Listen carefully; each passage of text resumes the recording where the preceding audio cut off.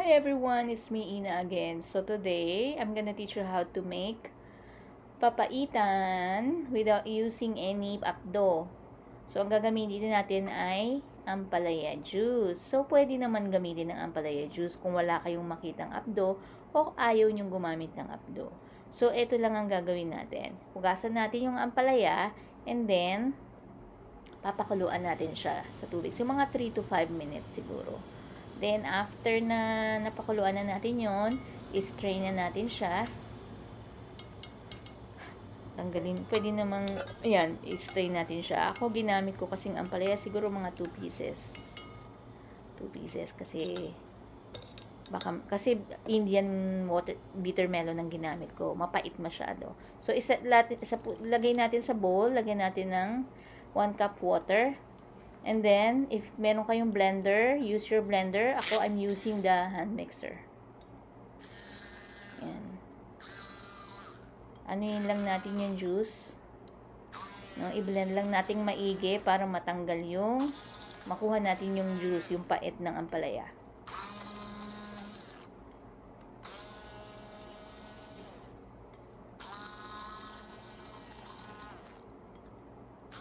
And then, after nyan, i-strain na natin siya.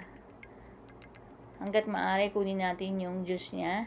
Pigain natin ng mapigang-mapiga para makakuha tayo ng maraming juice. Ayan. Tapos, i-set aside na natin.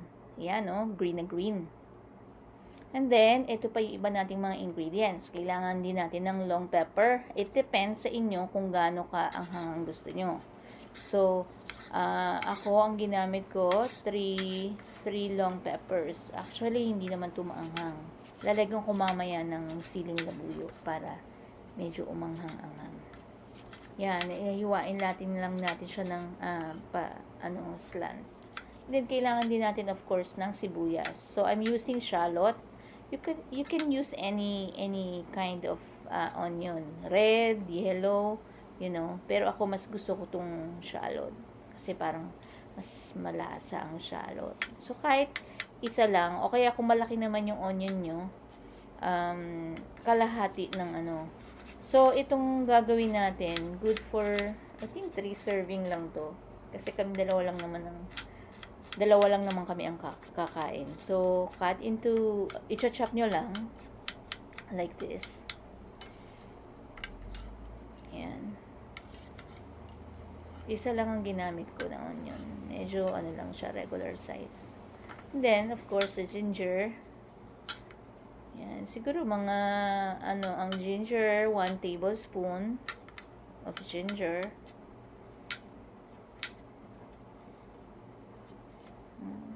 Kung gusto niyo yung chunky, gusto niyo yung nakakain niyo yung ginger, kung makakain niyo naman. So, pwede niyo naman lang na slice or, strip. Pero kung gusto niyo yung ayaw niyo malasa yung ginger, niyo lang siya yung i-mince niyo. Parang lang, magaspang lang yung pagka-mince niya. Hindi masyadong pino. Yan, ganito lang. Yan. Ako gusto ko maraming ginger. Kahit hindi chunky, basta marami.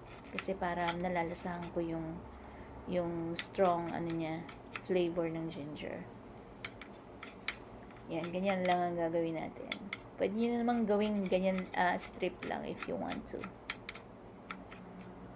And then of course, gagamit din tayo ng lemongrass. Kahit isang stalk lang ng lemongrass.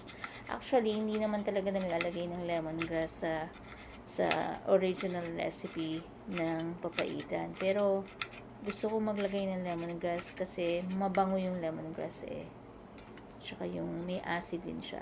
So, ngayon gagamit ako ng tripe, no? Yung tripe na yon pinakuluan ko na ahead of time. So, cut into cubes. Siguro mga mga 1 pound. 1 pound ng pinakuluan ko na siya ng mga sandali ko lang siya pinakuluan kasi malambot na siya binili namin sa market. So, di ba, pagka gumagawa ka ng papaitan, maraming sahog. May heart, lungs, ano pa ba? Tripe, Tapos yung beef. Ako tatlo lang ilalagay ko. Yung tripe, yung heart, and then yung beef. So, ang ginamit kong beef dito, yung tenderloin.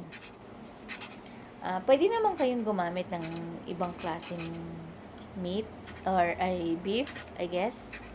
Siguro, kasi kaya ako gusto yung tenderloin para mabilis lutuin, mabilis lumambot. No? Pero hindi naman to necessary, optional yun. So, ayan. Siguro ang kailangan natin ng beef, siguro mga 1 cup lang or maybe 1/4 kilo. Ayan. Kung konti lang naman kakain. Then, ito na yung heart. Ganon din ang ginawa ko sa heart. Pinakuluan ko lang siya.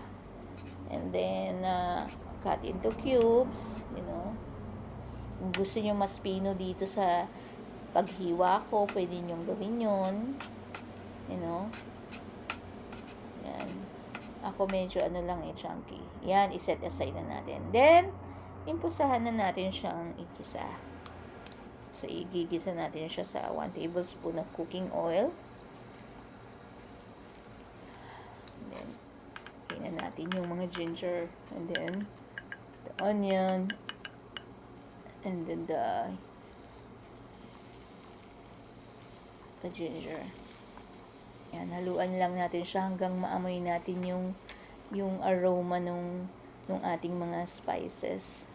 Yung ating mga onion and garlic. Yan. And then, syempre, ilalagay natin yung beef. Dali lang naman yung beef kasi medyo malambot na tong tenderloin. Hindi naman kailangan pakuluan ng yung tenderloin. So, after ng tenderloin, ilalagay na natin yung yan, haluin lang natin hanggang makita natin wala na yung pink nung meat. Yan, ganyan. So, halo lang tayo ng halo.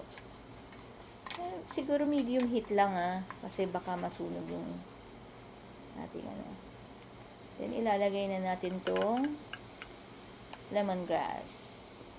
Yan. Tsaka, after ng lemongrass, let's put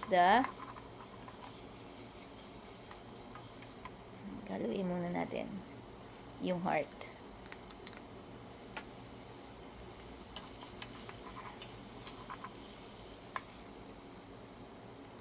Mamaya ko na ilalagay yung ating tripe. Kasi malambot na yung tripe ko Pinalambot ko na kasi. Ayoko namang malusaw. So, after nyan, lalagay tayo ng patis. Lagay na natin yung patis para meron na siyang lasa habang papakuluan natin siya. Yan. Actually, madali na lang to kasi napakuluan na natin lahat. Napakuluan ko na lahat to. Kaya medyo sandali na lang itong lutuin. Then, ilalagay na natin syempre yung ating star of the night. Star of the day, I mean. Ewan ko kung night dyan or umaga. So, lalagay na natin ang ating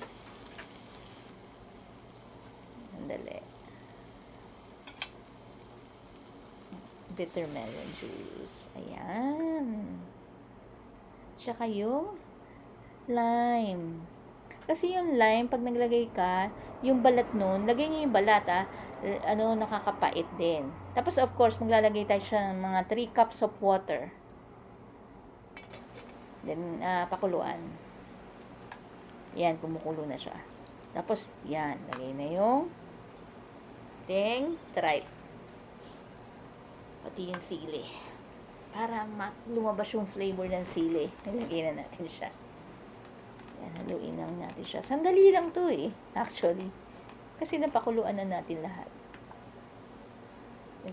Tapos lagyan natin ng pepper. Black pepper.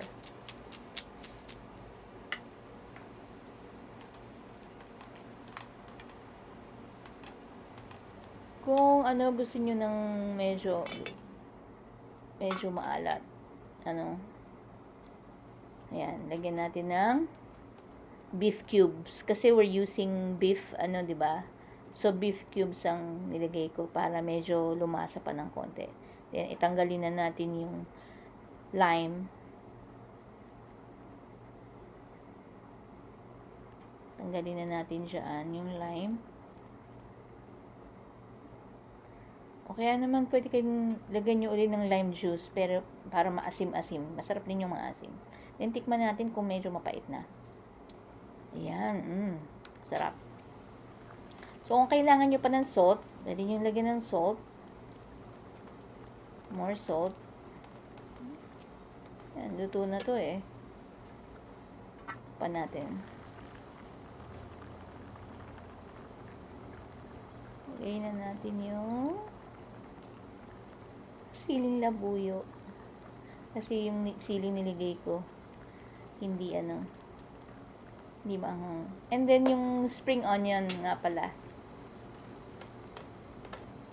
Spring onion. Siguro mga isang stalk lang. Pampakulay lang ba yung spring onion?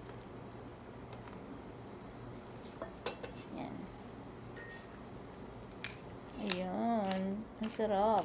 Lagyan ko ulit ng pepper. Kasi parang gusto ko pa ng maraming ground pepper.